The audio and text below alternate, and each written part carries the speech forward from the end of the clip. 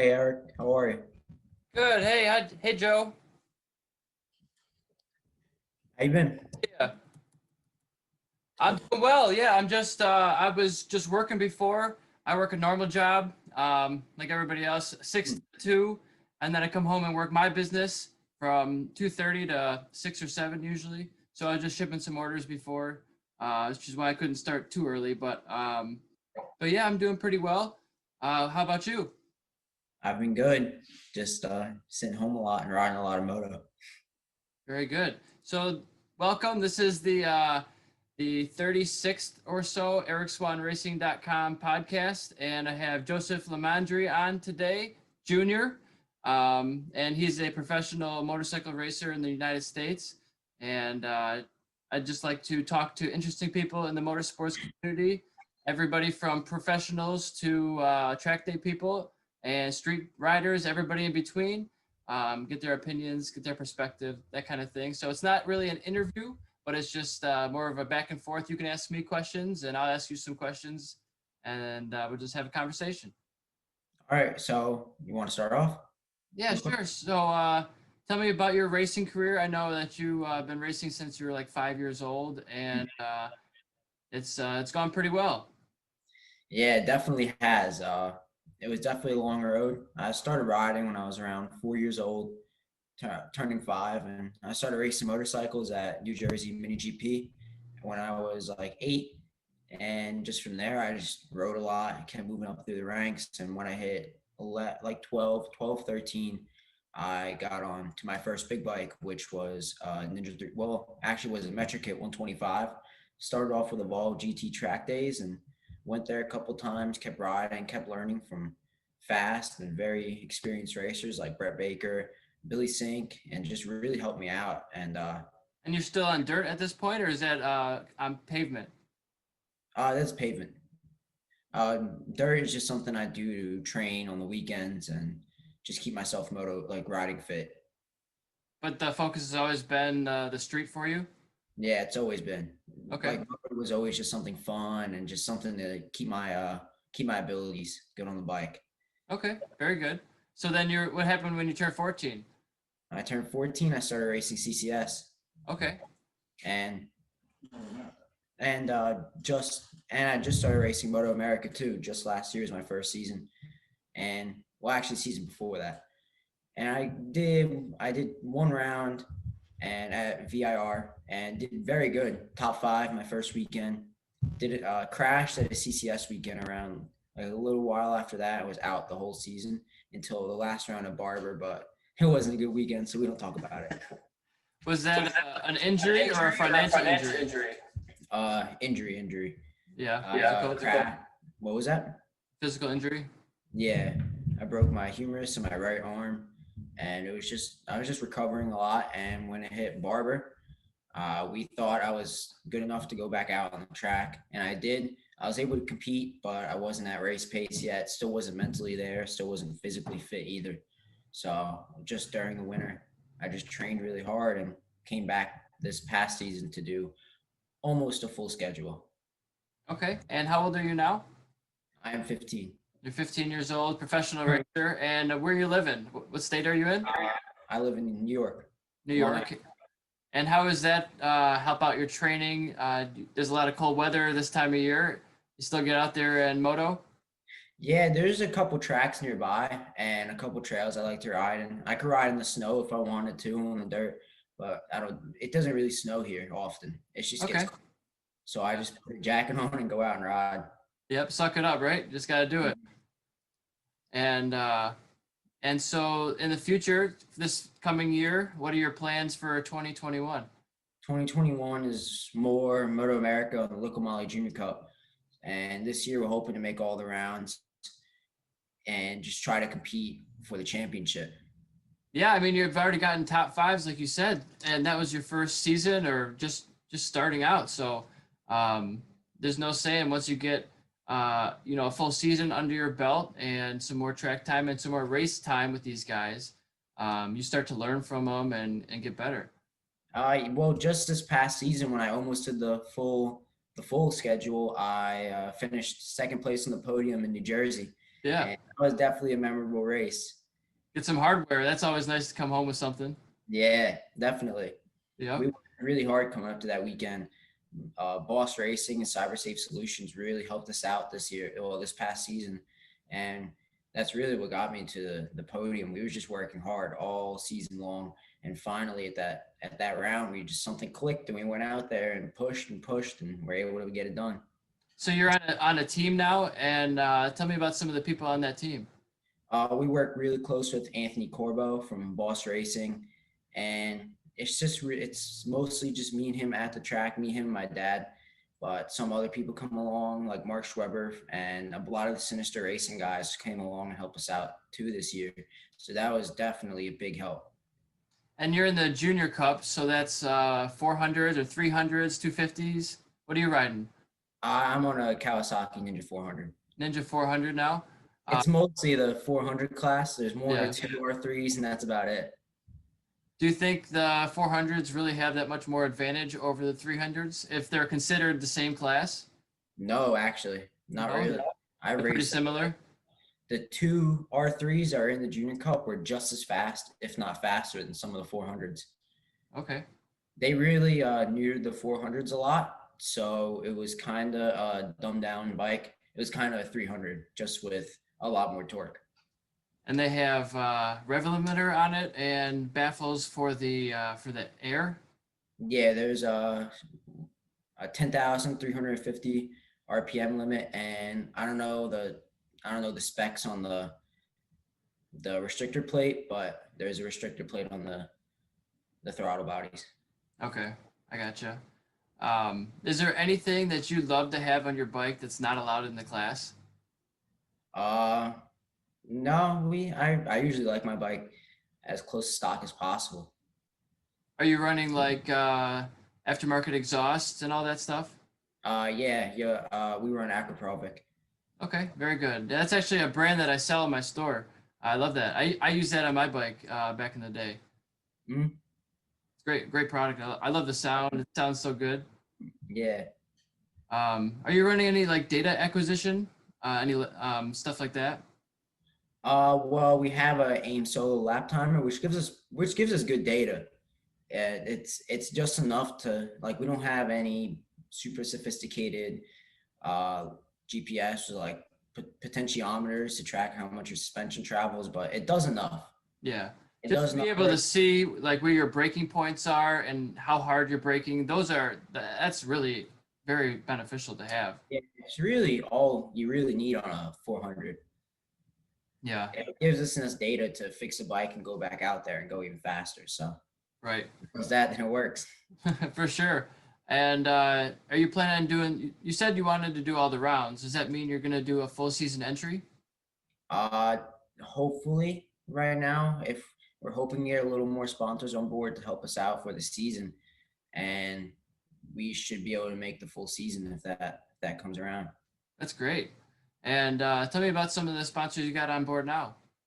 Well, we have some of our like best sponsors right now are well, not really the best, but the ones that help us out and have really always been out and helping us are Boss Racing and Cyber Safe Solutions. They really put the team together this past season to help me get to all the rounds, have a great bike underneath me. We have Big on Motorsports that gives us our Dunlop tires. They really been helping us out. Heroic Racing Apparel, Arai helmets. Keep just I've been wearing Heroic and Arai for like 4 or 5 years now. So I've always been wearing them. They've always been willing to help us out no matter what. That's great to see. You know, helped the little guys. Yeah, they're always willing to help us. Always down if we need something. Evolve GT track days and then 2 track days is where I came up through the ranks before I really got to the big stage, and they're always just down helping us out. Liquid Molly was just really helped us out this past season in Moto America. So that was also great. That's great. Um, so do you do any sort of cycling training, mountain biking or road cycling, things like that? I have a road bike. I haven't been able to go out because it's been super cold and a little bit of snow that came down. But I go to the gym a lot. And I'm always on a treadmill or the gym bikes there, and riding moto too. I've Yeah. been doing a lot. That's great. Yeah, keeping that cardio up and that moto fitness is always good to have. I picked up a CRF 250 not too long ago, like Yeah. 2 3 months ago, and I've been riding that thing every chance I got. What was your smaller bike? I had a 150R, and that's what I rode a lot until I sold that thing and got that. Are you doing all on the stuff on the ground, or are you doing big jumps too? Well, I'm not that experienced with moto yet. I've been hitting pretty big jumps now recently because I've been riding a lot more and I've just been Yeah. getting better and better. But I went to a couple weeks ago. I went to ride with Gus Rodeo. We went to Field of Dreams in New Jersey, Millville, right across from the big track. Oh yeah. Rode the national track, but I went out there at the worst time. I couldn't even see the jumps because the sun was right in your eyes. So you're just going up to the jumps and hoping you're in a rut. Oh man, that's gotta be hairy. Yeah, definitely. See, I'm not a big dirt guy myself, so I'm looking to get a maybe a 110 or a 140, something like that, to start out with. Pit bikes are really fun to ride too, like the 110. Those Yeah, things are great on little pit bike tracks that they're around somewhere. And riding in trails, those things are pretty cool. and there's actually a kart track like 2 miles from my house that does pit bike races and open laps for pit bikes. So a lot of my buddies go up there, and it'd be fun to do that as well. Yeah, that sounds really cool. Yeah, they have timing and scoring, which most of the go-kart places around, they don't have anything. You just go out and do laps, have fun. This place has Yeah. timing and scoring, so it's like it gets competitive. Is it like a track is it like an indoor kart track or Yeah. outdoor? It's an indoor kart track. I mean, they're nothing special. They're not shifter karts or anything, but you're pushing it and you're having fun. And I brought a lot of my friends there, my family.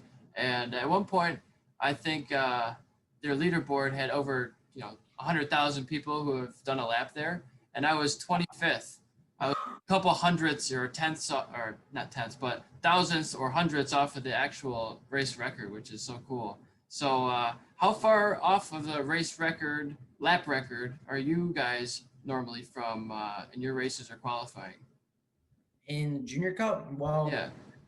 I mean, it depends on the conditions because if it's raining, you're not going to be close to it, but luckily this season there was no track we went to with rain at a Moto America weekend, which was very good. yeah. Usually, we're usually beating lap records in the race. We usually go faster in race time than qualifying in the Junior Cup bikes. I don't know why. We all do. So Yeah. Well, you have more time on the bike, you're drafting, it's also very mental. I always went faster in the race than I do in practice, but it's just a mental thing because you can do it. mhm. Yeah, it's just every time I have to get better. I have to get a little better at qualifying because usually I qualify a little bit farther back than I would finish in the race. And the last time that I put down in the race would have put me, if I started forward more, I would have been in the battle for the win. I just have to figure out a little bit of qualifying. So that's one thing I know I have to work on going into the new season, but I'll figure it out. I've heard from a lot of people that say it was really shocking to them how fast you had to get up to speed. And so it's really like you can't go out and just do like 80, 90%. You have to go out and do like, let's go 100% because this is a professional race and everybody's trying their hardest. So it's tough though when you miss your setup or something's not feeling right, to push through that and still try to go 100%. Yeah, the hardest thing was a lot of the riders had data from the year before going into this year, and I didn't do all those rounds, so I had zero data going into this season because there was only one track I went to this year that I've actually been to. There's two tracks I went to this year that I've been to before. Yeah. But it was New Jersey and Pitt. But the other tracks I haven't been to yet, like Road America, I've never been there, never been to Road Atlanta. So we just had to show up and figure out our setup, and they already had an idea of what to put on the bike. Right. And So so how do you approach those rounds beforehand? Do you study track maps? Do you look at race videos? Do you try to play them on video games? I do all of that. Every single one you just listed. I will go like before a weekend. I'll already have 4 or 5 track maps written on just before I get there. And then when I get there, I have another 5 to 6 written down of all the things that I went out there and figured out where all the bumps are, all the little marks on the track as reference points, what the bike's doing here and there. And I do that every single time I go out. That's good. And you make notes like for yourself, keep a binder or something? Yeah, and I make a lot of notes for Anthony Corbo for when I pull in. I write it back. I write down a couple things. We talk about it, and he fixes the bike, and I go back out there and put down more laps. Yeah. Yeah. People don't realize like how many times you got to check your tire pressure a week.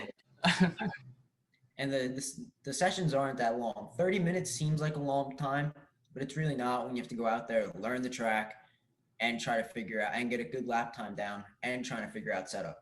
Yeah. That I 30 was, minutes is cut down fast.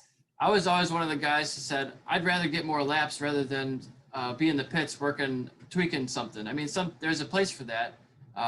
But what's your thought on that? We try to think like that too. We give like a rough, like in FP1, we'll put a rough estimate on the bike, and then just I'll go out, do a bunch of laps, or I'll do 5 laps, pull in, I'll tell my crew chief and my dad, so the bike's not good, I can't ride it, or I'll tell him the bike's fine, I'm gonna finish the session, then we'll go over at the end of the session. That's kind of what we have going on, so I get the most laps as possible. Yeah. Like I only pull in when the bike is really like hard to ride or Right. is dangerous to ride. Yeah. And it's weird though. Sometimes if you're not at pace, it feels really bad, and you got to go faster to make it feel good, right? Yeah, it's what I learned when riding is the faster you go, usually the more smoother you'll be, and just how much easier it is to ride the bike at pace, Yeah. not cozying around. And when you're riding at pace, you're less likely to make a mistake than when you're just like messing around because you're focused, very focused. Right. Yeah, for sure. And so, have you ever been doing any coaching other riders at track days or any other capability? Yes, I have actually. Just this year with Evolve, I was considered a real coach now. So I have my own coaching vest and my number and my name on it, which is pretty cool. So huge thank you to them for that. Uh, I would just go out there, go out behind a rider, ride with them for a little bit, pull in, tell them a couple things. And if I'm at the track and you see me, you can just come over, ask me questions anytime you want. You don't have to wait. You don't have to wait for me to stop doing something. Just come over and ask. Come Yeah, over. that's cool. You see, seem pretty accessible. Yeah, I try to be. I'm always at my pit after I come in. I'm always Yeah, just sitting there drinking water. There'll always be an open chair. yeah, So that's good to hear. Well, if I ever see you at the track, I'll definitely come by and say hey. yeah, that would be pretty cool. And this year, I have to get some supermoto wheels, but I'm thinking about starting private coaching at New Jersey Mini GP. Okay. So that would be pretty cool if we could figure something like that out. Yeah, I see a lot of guys doing that. They'll say, "Hey, if you want coaching, it's like $350 a day." And then I saw one just the other day. I forget who the person was, but and then it was 450 if you wanted to rent a bike. I'm like, that's not bad at all for to rent a motorcycle and get a private lesson. Hmm. You get 3 or 4 people, you could make some money doing that. Yeah, so we're thinking like go rent out a kart track because a big track is kind of expensive. So go rent out a kart track and just ride with bring a couple people down, and just have a nice little day where we learn and we just come home safe and have a good time learning. Yeah. Now, do you have any sort of curriculum kind of set yet, or just kind of up in the air? No, it's just kind of in the thoughts right now. We don't have a set thing yet to what we want to do, how we're going to do it, how much we're going to charge. We haven't figured all that out yet. Yeah, because those riding schools, I attended one myself, Jason DeSalvo Speed Academy, and it was instrumental to my success. It was so helpful. It's not around anymore, but that was a professional road racer, an active one at the time, teaching track day guys and racers. And I did that. And the very next round, I won 6 out of 7 races. And the one I didn't win, I had a mechanical. So, Oh, and I was leading the race. So it was, I mean, I was a novice, but still, like I was not doing that the rounds before, and I took this little class, and I didn't even have the full class. It was like a partial thing because the bikes didn't show up or weren't ready or something. So, so it was just a partial class. But then I even took the full class right before the Barber Grand National Final for Wera, and man, that helped me out so much. I just some of the techniques that they used I thought were silly. He's like, okay, we're gonna go around the track at 75, 60% of your pace. I'm like, why are we gonna do this? That's why we're gonna go so slow. But the purpose was if you can do that line perfectly at 60% and then 70% and progressively faster perfectly, then you can go at 100% safely, right? And easier. That's the idea behind it. And it works. Because if you try to rush things or go too fast when you're not ready or not taking the right lines, you get over your head and that's when crashes happen. So tell me, what's some of your advice to some of these track day riders who are struggling? Well, when I get myself into a roadblock, everyone gets there. Everyone gets into a block. They're like, I can't figure out how to go faster. Instead of trying to get faster, dial back your speed and think about it. What can I do to go faster? And that's what I do every time I go to a track. It's not always I gotta go faster. It's how am I gonna go faster? And one, you'll crash less. You'll be way safer on a racetrack, and you'll be way smoother. And when you're smooth, you feel more comfortable on the bike, and you end up going faster. And another thing I do is every time before I show up at a track day or even a race day, before I go out on the track and get on the bike, I have something I want to work on. So if I'm going to a track day, okay, so this day I'm going to work on braking and body position. Yeah. Because no matter how good you are, you always have to rely on the basics because the Yep. basics help you do the more harder things. The fundamentals. Yes. I read So The Twist of the Wrist when I was first starting out. I read that book cover to cover multiple times. And I think that gave me a lot of confidence because um, it showed me if you can do this with the throttle, you're safe. And it's not rocket science. It's very simple, but there's a lot of factors you have to consider, which can be complicated, right? yeah, totally. It's it's not everyone overthinks it and then they do something that a normal good rider wouldn't do because they're just thinking too much. You gotta calm yourself down every time when you ride and just think when you're gonna get on the throttle, like, all right, get on the throttle here, stand the bike up here, brake here, turn in here. And every time you do that, you have to think about it less and less. It just happens. It becomes like muscle memory, almost like you're playing a guitar. Yeah, it just does it. You don't Yeah. have to think about it. It just starts happening. And when you start getting in something like that, you can worry about less things and worry about more important things like how am I going to pass this rider here without slowing myself down so much? How do I do it safely? And a lot of other things you can start focusing instead. Yep. Just hitting your marks, not making mistakes, and going as fast as possible. hmm Just that just comes with a lot of riding and a lot of practice really, and a lot of help from good people around you, which I was fortunate to have. Yeah. So in the braking zones, are you normally trying to get the rear tire off the ground or just before it? No, I try to keep the bike as stable as possible in one straight line. Not a lot about backing it in. Backing in looks cool, totally. And sometimes when I just have fun, I'd love to do it, but it's not the fastest way around the racetrack. And mostly on these small little bikes like I'm on, I like to brake as less as possible. I like to dial back my braking marker, half a braking marker, or one braking marker, and brake less.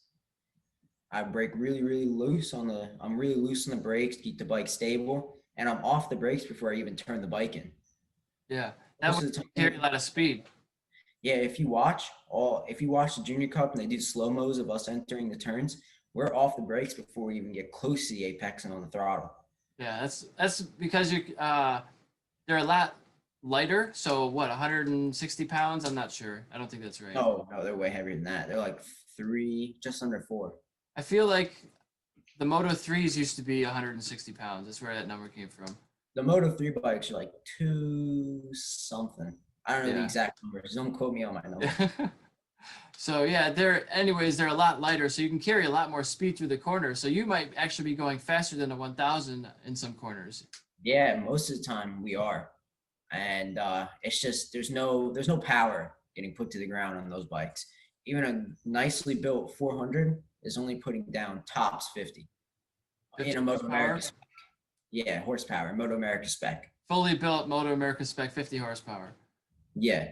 And then those, MotoGP is 300 horsepower. The MotoGP bikes are, once again, don't quote me, it's like 250 I'm just guessing. horsepower. I think they're around 250 horsepower to the rear wheel. I don't know. Okay. I don't know the exact Yeah. specs of it. Yeah, it's They fun just were direct fun to like a long guess. time ago. I should have a guy who can Google things for me. Yeah, just have someone next to me. Yeah, right. I have my dad, but he's not here right now. That's all right. So tell me what's new in your life? Anything going on? No, not really. And like I said, I've just been training really hard, waiting for the new season. Yeah, for sure. And I'm trying to help you guys out by getting some more eyeballs on each of us so we can, increase our following. Trying to get people to follow me on YouTube, subscribe on there, because I have new videos coming out all the time. I've been doing 3 to 4 podcasts a week sometimes lately, which is a lot with working 2 jobs. Yeah, I was watching some of them. Oh yeah, So I'm seeing a lot more popping up, very good. which is great. Which is great. Well, thank you. If you don't mind, which ones have you liked? I watched the one with, I can't remember the guy's first name, but his last name was Douglas. Gary Douglas, that's my cousin. Yeah, Yeah. I watched that one 2 nights ago, actually. Yeah, he's a cool guy. He lives Yeah, at 45 minutes away from me. yeah, that was a pretty cool video. Yeah. I really like you guys talking about the dragon. Oh, the Tail of the Dragon. Yeah. Yeah, that's a fun place. That made me learn how to ride better because you can't really wait to set up for the corners. I remember when I was first starting out, I'd try to set up the bike like a mile before the corner, because I got to get it ready, and then the Tail of the Dragon's 317 turns and 11 or 12 miles. It's just flip flop back and forth. The Tail of the Dragon's crazy. I saw videos of it not too long ago, and it's great. It's nuts. Yeah, it's a good time. Mhm. So, I have a bunch of podcasts I haven't even published yet. I just talked to Bobby Fong and Jack Roach, and oh man, who else? I have some notes here: Jason Uribe, Andrew Lee, Dustin Apgar, Mark Rhodes, and Sean Kingsbury. So yeah, I got a lot. I got another like 8 of them scheduled. I'm friends with Jack Roach. You never told me about this. I'm gonna Yeah. talk about it. Yeah, well, I just did it. It's not even done yet. So Oh wow, I got that's pretty cool. I still got to finish that. So I have a few in the queue waiting for me. Just I need to hire another assistant to do it for me. Yeah, coming back from job and going right to a podcast. Yep. So I actually have a guy right now, full-time worker in India, as an assistant. So it's working out pretty good. I might get a second one. So is that like does he help you out with scheduling things? So what he's doing, so I run a business, ericswanracing.com and shopesr.com, and I sell products. So I sell motorsports, gear, parts, tires, tools, suspension setup tools, exhaust, rear sets, like all kinds of stuff. Bonamici Italian sport bike parts. I have like 3 or 4 different exhaust brands from cars and motorcycles and trucks. I'm just trying to list all these products online. So I have access to, I think it's well over 10,000 unique products through these different brands. And it's not overnight that you just list them online. It takes a long time, and it's all within Excel spreadsheets. So it's very tedious, and it's not a get rich quick scheme. It's a real business. It just takes a lot of time to do it. So I actually have another assistant who's volunteering a lot of hours, like 30 hours a week, I'd say, or more, which is tremendously helpful. My Aunt Nina, and then the person in India is helping out as well. So yeah, it's and I work the business myself, but I can't spend time making listings anymore.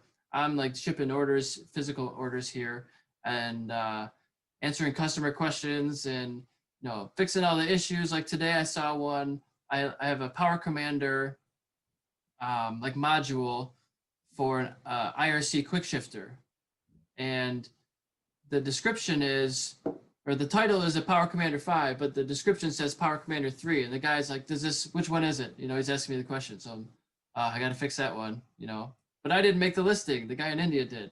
So I have to say, hey, you messed that one up. You got to go fix it.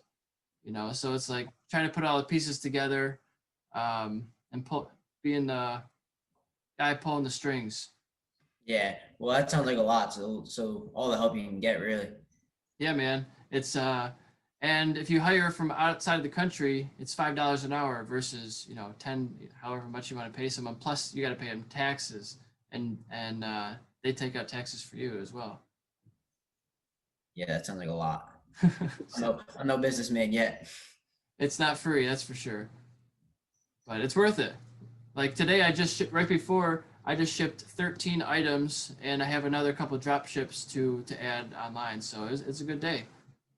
Yeah, that sounds good. Not So bad. you race Weir a lot?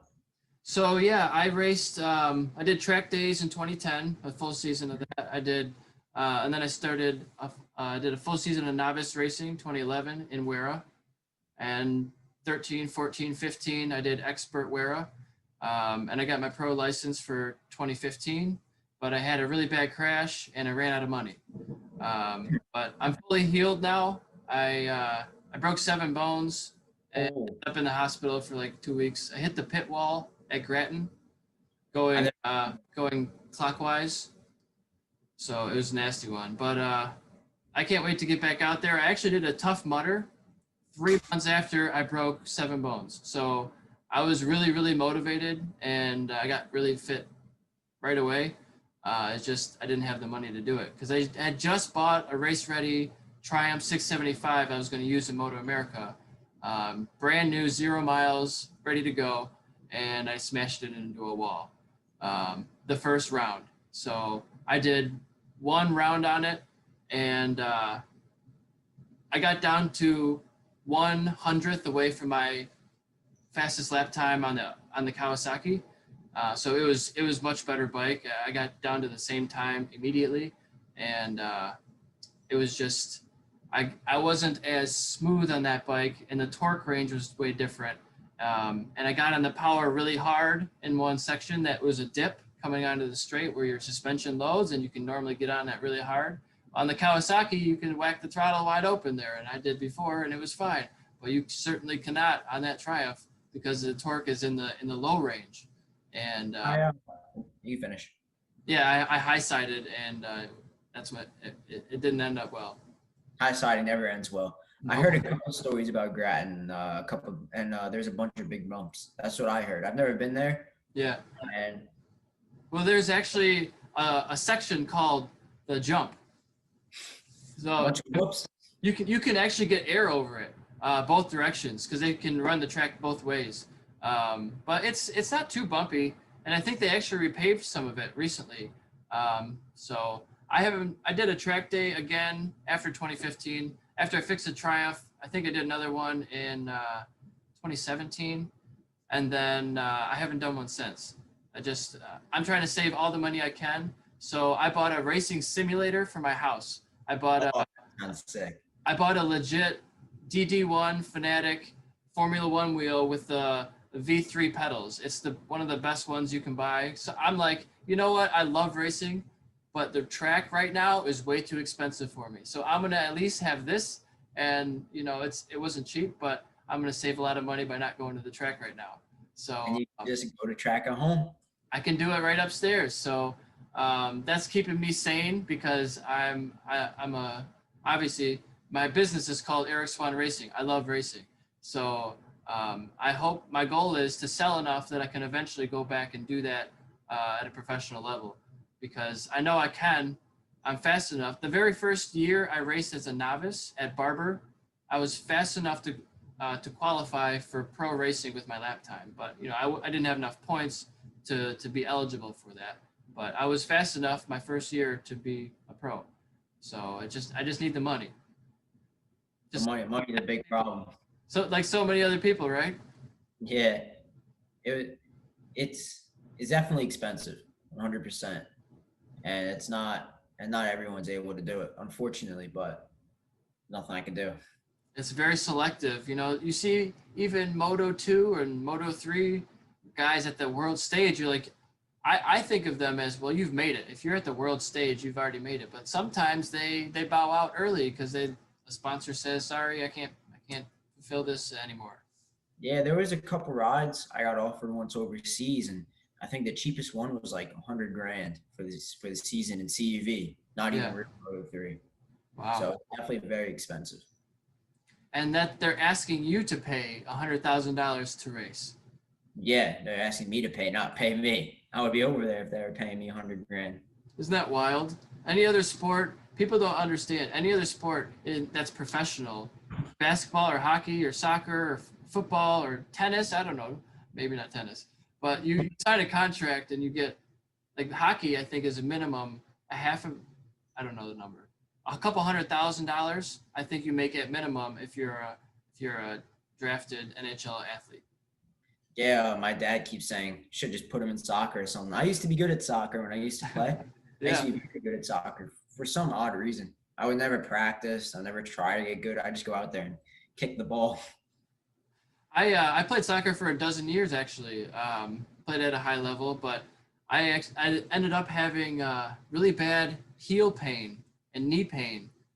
It was a growth issue that went away when I turned like 16 or 17 and stopped growing, but it was nasty for a while. I switched over to hockey. It's less pounding on your feet. Yeah, more pounding into people. Yeah. Then you're getting checked and laid out and hitting to the boards, but that's fun too. I've tried hockey. I wasn't that good. No. I like what I like to do with my friends. I like to play football. I'm actually pretty good at football, and I just never. I only play like when I'm at school or I'm just with my friends. They have a football. I'll just play with them. And I'm compared to the kids that do actually play football. I was better than a couple of them. Yeah. And there are a couple good ones too. I was thinking about that because I saw somewhere you said you like to play football, and I was thinking, I myself would never be a good football player only because I'm not built that way. And usually, racers it's really hard for a racer to also be good at football because how they're built. But maybe if you're a wide receiver, something like that. I wouldn't be good at anything. I'm 5'7", 120 pounds. So I'd be going around like a rag doll. Yeah. I can just run really fast, and that's about it. I could run and catch. Yeah. No tackling. Just flag football. I mean, if I get paid for that. Yeah, right? Maybe. So, any tattoos? No, I'm 15. 15? You gotta be 18, right? Something like that. I haven't thought about it yet. Or maybe parental approval. Yeah, but they're definitely not approving it now, and I'm not looking for a tattoo at the moment. Right. Yeah. Yeah. You don't seem like you're 15. I feel like I'm talking to an adult here. No, not when you see me in person. Maybe when you can sound like it, but I'm small. I'm built really small. Yeah. I'm built to ride a motorcycle. That's what I say all the time when someone asks me if I'm short. And so, since you're built well for the sport, how long do you see yourself staying on the 400 before moving up? Do you have like a set thing? I want to get to the 600s by a certain date, or maybe to the junior, or not the junior, but the Twins Cups? Just this past season again, Anthony Corbo, one of my crew chief, and Boss Racing offered me to ride his 600. And I've been riding it a lot this past season. And I got really fast. I got pretty fast on it. I went to Daytona for the last race champions for CCS, and I won one of the expert 600 races. That's awesome. Pretty fast people in that race too. So you're fighting with Carl? Was he in that race? He was not in that race. But Stefano Mesa was in it, and I was with him for like 3 laps until his bike blew up. And that was after the restart. And in the restart, Greg Milka and who was the other rider involved? Can't think of I don't remember the other rider involved, but Greg Milka got pretty hurt, so they had to do a restart. Oh, yeah. I don't know if you heard about that, but it was pretty big. It was on everything. I heard he got hurt, but I didn't hear what happened. I don't know why. I can never forget it. I can never remember his name. He's the only rider I can't remember his name. Clipped the airbag and it threw. What's it start with? I can't remember. He clipped an airbag? Yeah, he clipped the airbag coming out of coming onto the first banking. So we get really close to that banking. I thought I was gonna hit the airbag a couple times because it sticks out way farther than the actual wall. So Yeah. when you come up to it, you think you're gonna just clear it, and then you're right next to it, and like, oh, I think I'm gonna hit this thing. Was it Jason Farrell? It was Jason Farrell. I can never remember his name. There you go. You remember. But No, so he got hurt, or Greg hit Jason because they got into it with each other, right? yeah, well, he pulled the tire wall out, the airbag out to the middle of the track because it got caught up in something, just dragged it into literally the middle of the track. And Greg Malka didn't know where to go, unfortunately. But I heard he's doing better now, which I'm really hoping he is, and I hope to see him back out there next season. Well, this Yeah. coming season, that would be really great to go out and ride with him and just keep improving on the 600 because I want to get into super sports soon. Yeah. Yeah, that corner is fast when you're wheeling out of that corner, clipping like what, 140? I have no idea. No, not that. That's a really, really tight turn. You're coming out of the chicane there? No, you're coming out of a really tight left. Okay. Maybe I'm thinking a different shot. We have turn one, which is the left-hander, little chicane, then the right, left, right, and then there's that left right before the first banking. You're thinking about the next banking. Yeah, yeah, okay. It's called the bus stop. Yeah. So right, left, right, right, onto the next banking. I gotcha. That was my first time there, and second time on a 600. And I was on the banking. I'm like, man, this wall is kind of close. Yeah. It keeps getting closer because it sucks you into the wall. With that airflow? I don't know, something that just pulls you right into the wall. Probably all the G forces because you're leaned over kind of too. Is that kind of like, yeah, is that kind of like how everybody gets so close to that wall at Moto America to try to get away from wind or something? Well, at Road America, a lot of people go towards the wall. I heard it gives you a wind draft, but on the 400s, we don't really do it. Well, a lot of riders do, and a lot of riders just do it because it looks cool for a video. Yeah. But usually I just stay in one spot in the draft right behind someone all the way where you would usually be because all that swerving in and swerving back out could lose some speed. Well, it's also, I always think it's extra travel, right? Like if Yeah, you're exactly. in a straight line, it's extra travel. And it gives you speed, definitely. But we usually start like wherever when you come out of the last turn, you move over right towards the wall. And it does give you a lot of speed, but if I would do that if I have no one in draft going regularly down the straightaway, then I go over to the wall. But by the time you meet going into turn one, if I'm drafting someone going just straight, I'm going to be at the same spot. People who use the wall and they're moving a lot more. So they're using a lot more energy. The bike's not straight and stable. So if I just stay in that one spot, it makes more sense and I can set up better for turn one to make a couple of passes. And that's what I did a lot and the first round. So, what's your favorite type of pass? Is it up the inside, the black pass? I like stuffing people. Stuffing them? Making them stand up, you mean? Mm-hmm. I learned that a lot from riding mini bikes because the track is so small. There's no room for outside passes. You just have to stuff them. If you're going to get past them, you have to throw that bike under them. Yep. You just got to be careful not to wash out the front, right? Yeah. That's one big thing. Has that ever happened?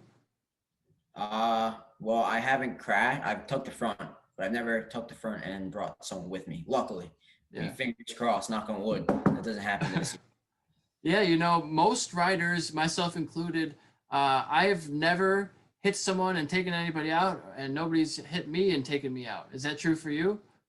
I've hit people, never taken them out. Yeah, we've hit and collided, but not catastrophe.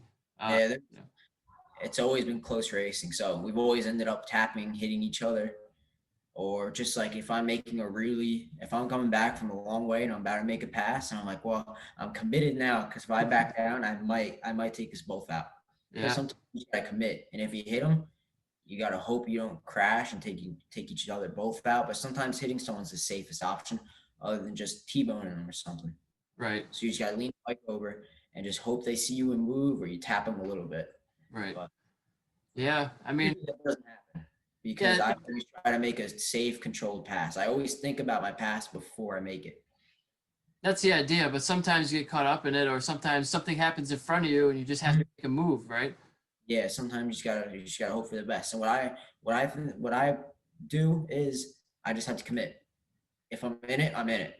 If I back down because I'm a little scared, that's when bad things happen. So I'm like, I'm in the past. I just have to stay in the past. Yep. Don't get scared and back down. And I always try to anticipate someone's movements. And you could do that a lot just by looking at their body position. I can tell when someone's going to run wide just by how their body is. I'm like, oh, he's going to run wide. So I set up for the pass before I even get to the turn.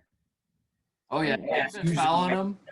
If you've been following them for a few laps, you can kind of tell what they're going to do and what their characteristics are. Where you're better, where their lines are. And that's one big thing you could do. But at a professional level, it's really hard to do that because usually they wait until the last lap and they pull something random. Like they'll stay consistent for a bunch of laps until the last lap and do something they will never do the last few laps. So you have to be ready for that and ready to set up for something new or just get in front of them and do it yourself and not let them get the chance to do it. One of my favorite things is just racecraft, all of it. Just passing, getting things done, staying in front, not showing your cards, passing and the repassing that gets by you, passing again, just all the tactics that there are. I just love all that stuff. Yeah, it was a huge eye opener going to the first ever Moto America. Actually, like, there's a lot of things I've never thought of in CCS, just for say, because I never had to. I did race with a lot of fast riders, but I wasn't in a pack of 6 to 8 fighting for the podium or even the win. So I've never had to think like that. Never had to put myself in a position where like I have 8 riders. Where should I be on the last lap? Where are they going to be? What are they going to do here? I'm just thinking like, all right, these 2 riders, if I just get them here, I'll be able to take it from there. You can't do that because everyone at professional level is good at block passing, good at drafting, and just good at keeping you behind them. Yeah, and if you're already in a group, you're already around the same pace, so it's hard to make any major moves. Yeah, that's one thing I learned this year is you have to get out of that pack. Yeah. When I finally figured out how to get out of it, I was able to get a really good position in the race. You just got to get out of it. Right. At some tracks, I was a second faster than the pack I was in, but I'm in a pack of 7. So it's almost near impossible to get out and get away. Right, because then they're drafting you, and then they're just getting by you again and making it hard on you. Yeah, they would just draft you, and then they draft you, and the draft will slow you down. Not even just from them popping out of the bubble and going in front of you slows your bike down. I don't know how. I don't know the physics behind that. And then you'll have 4 other riders just swarm you going into the next turn, and then you kill all your speed, and it's almost impossible to get back by them because they're going so much faster. They're carrying another 3 miles an hour. It's almost like you want to be second right before the last lap. That's just one thing that strategies always change. This is my saying, come up with a plan, execute the plan, throw out the plan, come up with a new one. There's never one plan that will stick from beginning to end of the race. I'm always, every lap, I'm coming up with a new strategy. I'm like, all right, they changed this. I have to change this now. Or I'm in a pack of 5. Where do I want to be when I get to the start finish line? And then on the last lap, you're in the last 2 turns, someone makes a mistake and screws you up. You're like, oh, now I have to get here really fast. Or it's just, I don't have to worry about the riders behind me. Let me move up one more. So I have better chance at drafting by the rider in front of me. And it depends, I'm sure, on every track because like Road America, that has a long way to the line, you're probably not going to want to lead if there's a whole group behind you. But if it's a shorter run, maybe like Barber, maybe want to lead out of the last corner. Get away with it. When I say Road America is just a drag strip connected with turns. You never want to be leading that pack going down that drag strip because you're going down the straightaway forever. You're gonna draft by someone's gonna draft you, and by that time you could draft them back again before you even get close to the turn. Yeah, probably feels like a 10-minute lap time on a 400 around that track. That track is super hard to learn because you only get 4 laps in a 30-minute qualifying. Yeah. So it's just if you mess up one turn, you have to go all the way around the track just to get back to that one turn and fix it. I rode Autobahn Country Club many times in Joliet, Illinois, and they have the north course, the south course, and then they can put them together for the full course. And it's, I don't know, like 4 miles or something, maybe longer. And I heard people saying, I hate the full course because if you screw something up, next time you go around, you've already forgot about it by the next time you see it. I'm like, well, that's kind of lazy way to think about it. I always liked it because there were more turns you could have. It was more bigger playground. Yeah, but the problem with that is I missed the first round at Road America, and there was two of them this year Oh from yeah. Road. So everyone else went to the first round, did all that hard problems and did all that data, and then went to the second round. Already had that data and already didn't have to figure anything out. So I'm going in there blind, and everyone's already been there. The lap Yeah. times I did that weekend weren't the best, but would have put me on the podium just the one race before because Yeah. everyone's already been there. They're going another second faster. And I'm And like, how did you finish that round? uh, not good, but sixth and then ninth. But hey, man, that's incredibly difficult to have them already have an entire round under their belts at the same track. That's commendable for real because every racer knows that that's incredibly difficult to do with because if you've just been at the same track, you can do that time and time again, and the next week is going to be as easy as you just did it. Yeah, but and I definitely wasn't riding to my best ability. I definitely wasn't. I don't know. I feel I wasn't riding to the best I could. I know that, so I went home very disappointed. Even though I know it was good for me that I just showed up there having no data, nothing. I didn't know anything about the track, where the bumps are, and get a top 10. It's just I'm like if I could have rode better, I could have been in the battle for the podium. I just couldn't get it done that weekend. But the team definitely did their part. It's just I didn't get it done. Well, it's good though that you have that hunger because if you're like, that was great, I'm so happy with that, that might not be great for your racing career.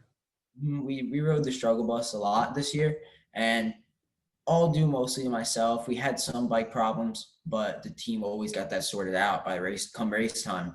But I never did good in qualifying. I couldn't figure it out until the last two rounds. In the last two rounds, I did good.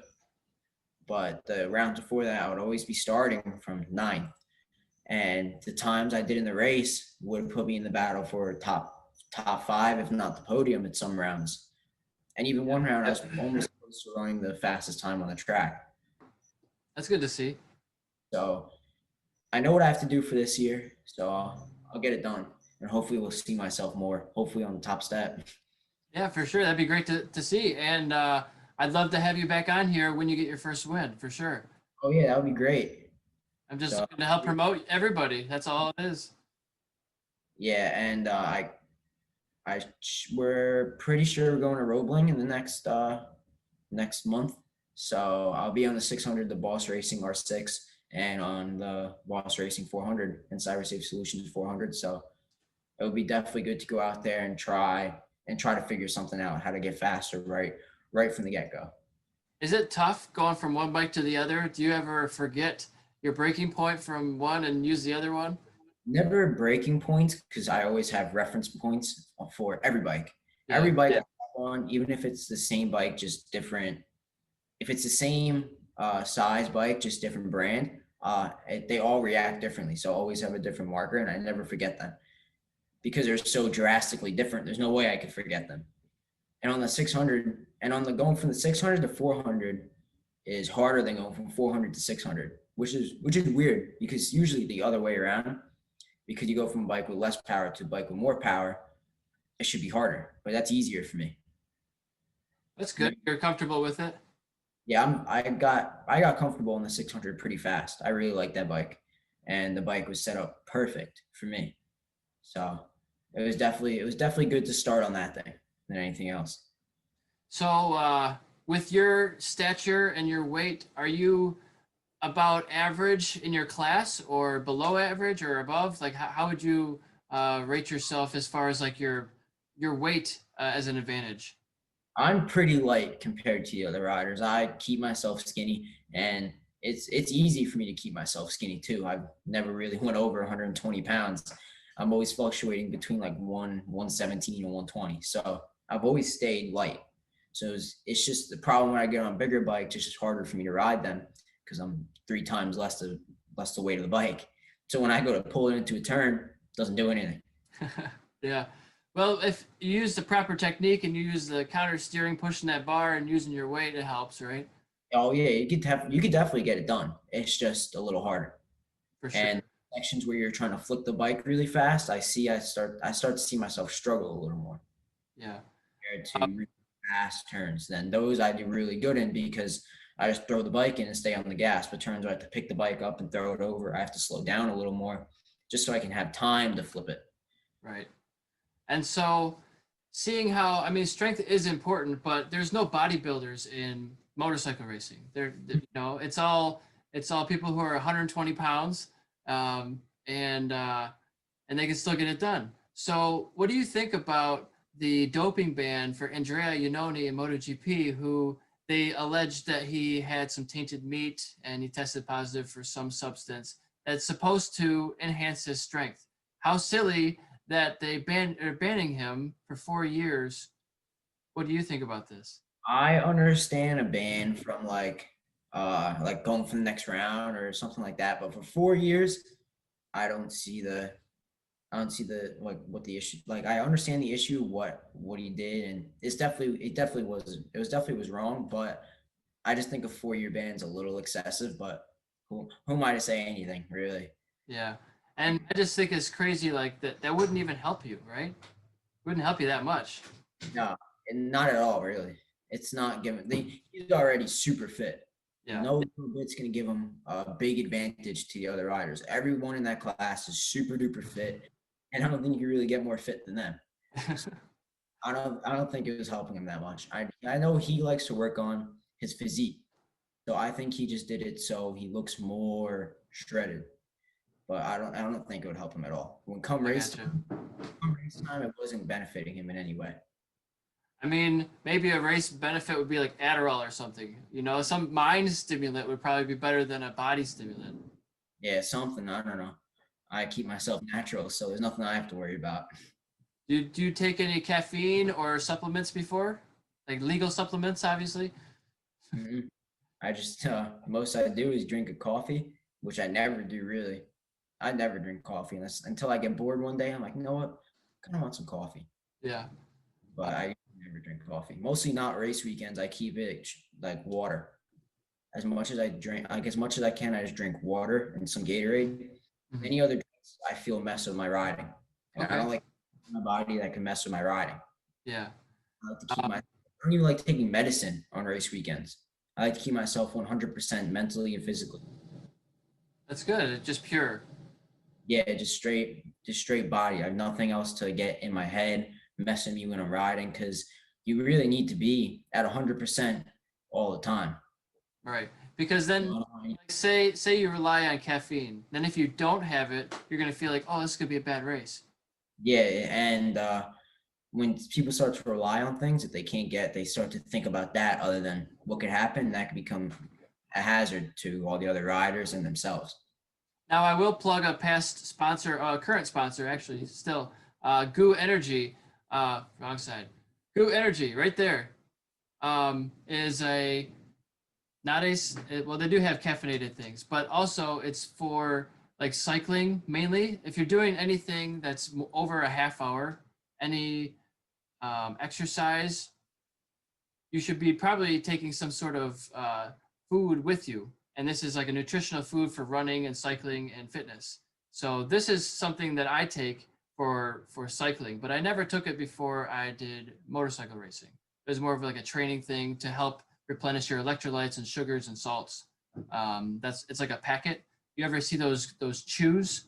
Yeah, I know what those are. I know what Yeah, those. it's like those. They have them in chews, which you like gummy bear type things, and they also have them in gel form, and they have like drink tablets you can put them in. So it's just like a Propel or a Gatorade, a different brand, but probably a little bit more sophisticated, I'd say. Yeah, like I would like eat. Yeah, I would eat foods that give me energy and things like that. Like before I go out and ride, just so I can make it through the session. Even though on the Right. 400 I don't eat anything, I Yeah. could go out and just ride and be fine by the time I pull in. I've done a whole 2 hour endurance race on the 300 before I got on the 400, and I was nowhere near as fit as I am now, and Yeah. I would do it with no problems other than just being bored. Because Right. 2 hours on the racetrack lap after lap, you kind of like, when's it gonna be over? Right, it's a long time. Yeah, I like riding in short. I like the 25-minute races they do at like CCS. Like 8-lap sprint races. Those simulate like a Moto America race. Yeah. So they keep the Moto America race fit. Yeah, that's good. So you've done a few endurance races then? Tell me about those. Uh I I actually enjoy doing a lot of endurance races. This past season I did an endurance race 2 weeks before Moto America round with Jack Roach.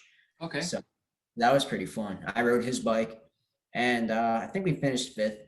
So we didn't get to the top, but we had one of the top times. We had a we had a ride through penalty for the fire extinguisher wasn't directly pointed at the tank. It was like an inch behind where they wanted it to be. So he had a penalty for that. When I pulled in, we poured gas in the bike for Jack to go out. He went out, the gas cap flew off. Oh. So we pulled in, we had to run, grab another one, put it on the bike, and then tape just to keep it on. So it definitely a lot of problems. We were in, and we had to start from pit lane. Yeah. Well, a lot of people had to start from pit lane too. It Well, was that's like, the trials and tribulations of racing, right? yeah, definitely. But hopefully we do another one this year and we could actually win that one. There was like 15, 20 riders starting from hot pit. Oh wow. Which I didn't even know we were starting from there. I just thought we were waiting to go back on the track. I'm like, when are they going to let us out? And, Rocco, who was right next to me, was like, we're starting from here. I'm like, we are? So I'm like, well, whatever. So we just went out on track. By the time we got out of pit lane, everyone was already coming out of like the last turn. So we had to go, and because we had to go at New Jersey, you have to go through a little chicane before you even get on the track. And it's not a chicane that's on the track. It's part of hot pit. So you have to go really slow through that chicane too. And by the time you get on the track, your tires are cold already from just sitting there. Yeah, that's kind of sketchy, you know, and there's probably a guardrail right next to you. No, that's not really the sketchy part. We're not going Oh. that fast in pit lane with 20 riders right next to us. We Yeah. never squeezed through the chicane. We went Okay. 6 wide, 7 wide going through the chicane. Yeah. One single file line just to make it through the cones. Yeah, for sure. You know, I was talking about passing before. One of the most satisfying things is passing around the outside around somebody. And then just look at them. I love doing that. When I pass someone I know and I'm on the outside, I look at them and wave. You Like look at them, yeah. Like, come catch me, right? The most satisfying thing is making a perfect pass where you don't lose any speed and you just get through there and get out fast. That's the best kind of pass. And where you're really close to them, where you're almost touching, but you're not, that's the best. Yeah, you gotta use all the track time, track space. You see so many people leaving feet, like a whole bunch of feet, meters of space before the other rider. Like, get up right next to them, say hi. You don't have to hit them, but just like get up right next to their boot or something. You don't want to make a new friend real quick, you know, by getting in a crash, but yeah, you can get up to their boot. It's crazy how much just like maybe 2 feet of track you use, just a little more, how much speed you could carry just by using that little bit left. Everyone's like, you don't need all that much. You do. Makes Like, a big difference because you increase the radius of the corner and you can carry more speed. it depends on what kind of curbing, but if there's curbing on the outside right before you turn in, I'll use that curbing before I turn in. I'll run up on it, just throw the bike in. Yeah. Now, most of the tracks I raced at didn't have good curbing, like Grattan's curbing you didn't want to touch. Mid-Ohio, some of it was okay, I guess. There was some good curbing at Barber, but it's very few and far between for the tracks that we go to. Is it same for all the Moto America tracks? Yeah, really. Pittsburgh has some great curving. It's not bumpy at all. You can just run right on it, and it's easy. And I went to Indianapolis Motor Speedway, favorite racetrack. Yeah. Curving really smooth there too because it's a real motorcycle racetrack. And it's Grand Prix track. yeah, so it was one of my favorite track, and two, the curbing was just so smooth to run up on. Because you see all these pro racers in MotoGP, they're going to the last inch of the curbing, you know, Oh, yeah. on every curbing, and we can't even sometimes touch the curbings at certain tracks. Stay your foot away from it and you still feel it. Yeah. So, and they have apparently grippy paint and grippy curbings too. We some tracks here in America we do too, such as like Coda, pretty sure Laguna Seca, and Indianapolis. Even water, if you run up on them, you'll be fine. That's You can pretty break cool. off the water, and it'll still stick. And if Yeah. there's curbing, I use the white. You know, there's a white paint like right before the grass. I'll be in that white paint before I throw it into the turn. You got to use all the track of it. It's there for a reason. Yep. That's It's just getting over the nerves of being able to push it to the limit. if a good thing to do if you're a little scared of getting that close is go 95%. You're not 100% and make sure there's no one around you. Get used to staying there and just staying as close to the edge of the track as possible. If not on the edge where your rear tire, if you move a little to the left or to the right, it's going to be in the grass. That's where I try to put my bike at all times. And really, it's how you should practice doing that same line, but start at 60% if you're scared. Then when you're more comfortable, go 75 and 80 and faster until you're more comfortable to do it at race pace. I do it all the time, really.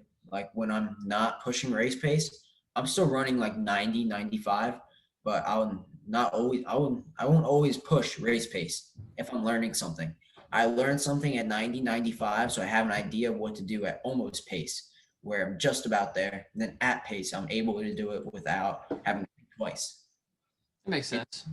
Same for working my way through a turn. If there's a really fast turn, you're like, I think I could go full throttle, and you're at like 3/4, go a little more than 3/4, a little more until you're pinned. And you're like, I can do this easy now. I don't have to think about it. I just throw the bike in and get through there. For sure. So That's go ahead. that's one thing I had to learn when I crashed, and that was my first really bad injury. So Yeah. I didn't really expect, and I don't get scared usually after crashes. I get up and do the same, well, not do the same thing, but I can get up and do the same pace over and over again. If not, sometimes just go faster. That's because when I come back out there, I get my mind back into it by not pushing 100% right away and then getting scared again and just doing something stupid. I dial it and get myself back in the mindset so I'm safe and I'm ready to go. Yeah, you just got to get back on the horse and get those butterflies away. Yeah, definitely. So, is there anything else you wanted to talk about today? Is there anything on your list you had that we didn't mention? Not that I can think of right now. So excited for the new season. It's coming up in a couple months here. And you're going to be doing some new tracks you haven't been to again this year, right? You're going to be doing the Ridge. Yeah, if we're able to do the full season, then totally I'll be at the Ridge, Laguna, and whatever other rounds they have. I really want to do Laguna. I think there's Brainerd. Is that on their schedule? Yeah, I think it is. That's a new one they haven't been to in many, many years. You probably don't even know of it. I've never heard of it until just and well, when I looked at the schedule before. Yeah, that's a classic one. You should see if you can see some old races there. I'll definitely check it out. Get some track maps before I go if I go there. There's probably some old AMA stuff from the '80s. I don't know. I bet you there is. And I don't know if Moto America's ever been there before, but if they are, there's definitely some races from them. No, I don't think so. That's probably the first time for them. So it's got to be if AMA. It had to be AMA. So 70s, 80s, 90s. I'm sure they went there. Definitely a video somewhere. If it's not a motorcycle, maybe a car or something. Yeah. Video somewhere. It always is. So, is there any message you want to say to the world about racing or life or politics or whatever you want to say? Well, what racing is, if you're watching this podcast, hope you learned something, and hope to see you at the track soon. I want to give a huge thank you to everyone watching, all my sponsors, and just hope to see some more people out on the track. And huge thank you for you bringing me on here. Greatly appreciated, and hopefully I'll be on here again. You're very welcome, man. And yeah, I'm trying to have people I really like to come back on here maybe once a year. Would be kind of cool. Get an update. So, or I'll say when you get your first win, you'll come back on here and we can talk about it a little bit more, talk about that race and all that. So I'll spend some time. Like I said, I already have 3 or 4 I still have to edit before I get to this one, but I'll get this one going. Make sure when I do post this that we tag and mention everybody in the comments so they can know about it, and share it so we can get as many eyeballs as possible. And I hope you guys have a great winter season, and I'll talk to you very soon. All right. See you, Eric. Thank you for letting me on. Have a You're nice very day. welcome. Have a good one. Bye-bye.